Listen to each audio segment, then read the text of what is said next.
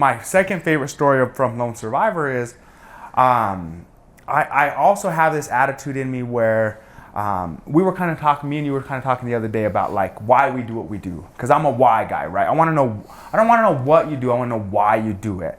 If I know the why, then I can maybe manipulate that or use that to help you. Or in lots of cases, I can use it to make your weakness into a strength, right? Sure, yeah. Give you power behind that. Give you a reason to not hide that story. Which is like literally exactly that's why I wanted, I can't stop thinking about jiu-jitsu because of that right there, right? It's right. Like, so I see that, and I recognized in my life that how you do anything is how you do it, everything. Yeah. So in jiu-jitsu, you're kind of finding weaknesses and holes and where to go. So when I see people or when I'm talking to people, often I'm doing that as well.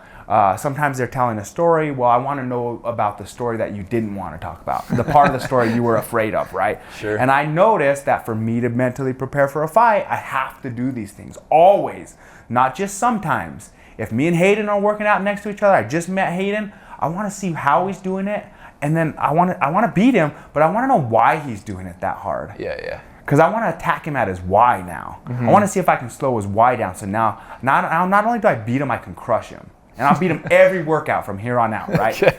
So, and that's my perspective, right? That's how I knew I had to get into that mode.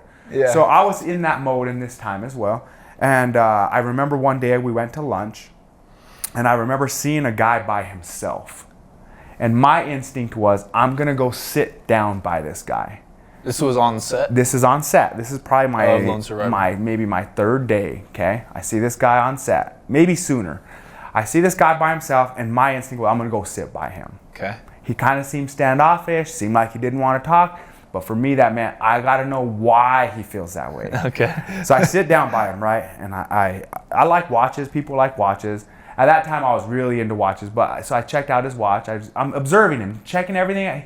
He's one of the only ones in regular clothes, okay? So I'm watching him. I'm like, hey, well, what's your name? You know, he tells me his name. I'm like, well, I like that watch. It's a nice watch. I notice you have different time zones on there. What are those time zones? And he says, well, one's Israel, one's LA, and one's New Mexico. And I'm like, oh, that's interesting. Like, why Israel? Well, I'm from Israel.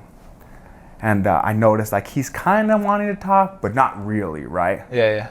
So I'm in my mind, for some reason, I'm thinking like, ask more, poke around more. So I'm like, well, what do you do here? He says, well, I'm an actor. And but he didn't say it as confidently maybe as I would have thought. Sure, yeah. Right? It's not like you have interactions with actors all the time, right? So I'm like, sounds like he doesn't want to talk about. Maybe he's shy, maybe he's nervous, maybe it's going to be a hard day for him. And I'm like, well, I'm thinking in my mind, what can I say? I'm like, well, I have a little bit of acting experience. I just did this small little show. I don't really know, but I'm not afraid to do it. So for some reason, I'm like, well, you need some acting tips or something? Like, what's wrong with you, man? Like, if you're an actor, say, I'm an actor. Be proud of it. Like, what are you doing? Yeah. And truly, he just laughs, right? He just laughs at me. It's like, who is this guy? He laughs. But it was a good laugh because it was a laugh that I could see the wall come down. Yeah. Right? You could literally see that wall come down where, like, this dude's gonna be my friend now. Like, now the truth is coming out. Now he's gonna be cool with me, right? Yeah. So we get chatting. I never gave him acting advice, but we get chatting. Sure. And I don't know who this guy is still. Like, at the moment, as I'm chatting with him, I still don't know who he is, right? A couple days later on set, I think I might have been working out with Mark Wahlberg, but this guy at the time, anyhow, shortly after, this guy comes up to me and he's all in this white gear and he looks all bloody. Oh wait, was he bloody? No, he was just in his gear, right? Yeah. In his wardrobe. And he's like, hey, what's up, Rich? How you doing today? And I'm like, in my mind, I'm like, who the heck is this guy? Like, I don't even know who this guy is. And he's like, it's me, Ali. And Ali was the guy that I met that day at lunch. And I still didn't know who Ali was. So for some reason that day, I was like, I gotta look this guy up, right? I look him up, and it turns out Ali played Gulab. Ali was like one of the main actors in the whole show, right? He probably actually loved that you had no idea who he was too, right? Yeah, he probably did. And sometimes I tell this story and I always think in my mind.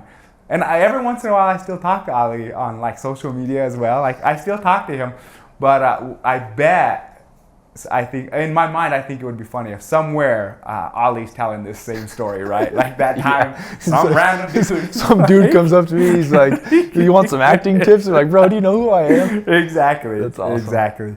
Dude, that's how I felt the other day when I was on set with you, and one of the main actors, I guess he'd been in a lot of stuff, and I was like, "So," I was like, "So what's your name, man?" He's like, acting like I should know his name or something. He's like, I don't even remember actually what his name was. And I was like, "Oh, have you like been in stuff before?" And he's like, "Yeah, I've been in like all of these things." I'm like, "Oh, bro, I'm sorry. I just don't watch very many movies, you know." That was funny. Dude, that's so funny. But that's like so endearing too. So my question for you is, what about you made it easy? Because some people would say, "Oh, Rich was just really lucky.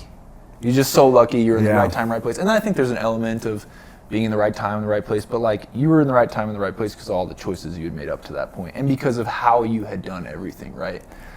I mean, I think that's maybe a theory you could formulate. What made it so that those guys just liked you so much, or that it was so easy just to be like, "No, put Rich on there," or like, because clearly, I mean, you've done a lot of big stuff. Like I know you just trained The Rock's new stunt double. Yeah. You were just in a really big movie that's coming out, and but like, that doesn't just happen, you know? Like, what about you and the way that you had been living made it so that it was just easy for all those things to happen kind of seamlessly? Yeah, what a great question. I think it's just it's true that people will never really remember what you say, but they'll always remember how you made them feel, right? Yeah. And I think people recognize real. I think people like when people are just genuine and true, right? When you're not trying to like tell somebody what you think they want to hear. Sure. When you're just truthful and honest. Also, I think in that whole setup, I often think like, what if like I looked at my friend Khalik as, "Hey, you're not even a professional fighter. Like, why would I put all my effort?" So he's literally your into student, teaching you? right? Yes. Yeah, he's your jiu-jitsu student. Who happened to be in craft services and worked with Mark Wahlberg and Peter Berg. And they asked him, "Where should we go?" And he said, "Let me try my friend Rich because he just opened a new gym." So it really all started with just how you were treating people. Exactly. Right?